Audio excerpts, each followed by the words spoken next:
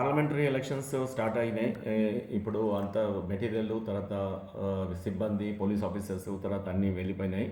ఈ సందర్భంగా చాలామంది క్యాంపెయిన్ అయిన తర్వాత అయిపోయింది, క్యాంపెయిన్ చేయడం అనేది క్లోజ్ అయిపోయింది. దాని తర్వాత సోషల్ మీడియాలో ఇంకా క్యాంపెయిన్ టైపు తర్వాత ఒకరిని కించపరుస్తూ ఒక పార్టీని కానీ ఒక పార్టీ క్యాండిడేట్ని కానీ తర్వాత ఒక ప్రైవేట్ వ్యక్తిని కానీ తర్వాత ఈ ఎలాంటి ఈ పర్సన్స్ని కానీ ఒకరికొకరు పాత వీడియోస్ని మార్ఫింగ్ చేసి ఉన్న వీడియోస్ని లేనట్టుగా లేని వీడియోస్ని ఉన్నట్టుగా కొంత మార్ఫింగ్ చేసి వీడియోలలో పెడుతున్నారు, అవి సర్క్యులేట్ చేస్తున్నారు.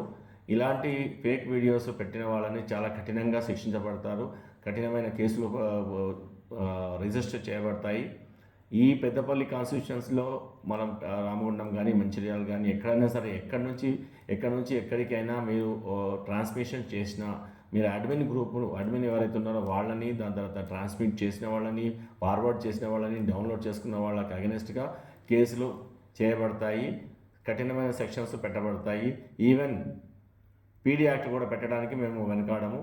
ఇవన్నీ మానుకోండి, ఎవరు దీని గురించి చేయకూడదు. ఇది అంత ఒకరిని కించపరిచే తర్వాత పరువును నష్టపరిచే కార్యక్రమాలు. సో ఇవన్నీ ఎవరు పెట్టినా వాళ్ళని ఇమీడియట్గా మీరు డిలీట్ చేసుకోండి, మీరు బ్లాక్ చేసుకోండి. అట్లాంటి వాళ్ళని ఇమీడియట్గా మాకు కంప్లైంట్కి ఇవ్వండి. ఎవరైతే ఇలా ఫార్వర్డ్ ఇస్తున్నారో కంప్లైంట్ ఇవ్వండి, వాళ్ళని మీద చర్యలు తీసుకోబడతాయి. ఈరోజు ఈ యొక్క వార్నింగ్ ఇస్తున్నాము, ఎవరు అలాంటి వీడియోలు పెట్టకూడదని నేను వార్నింగ్ ఇస్తున్నాను. Please note all the people.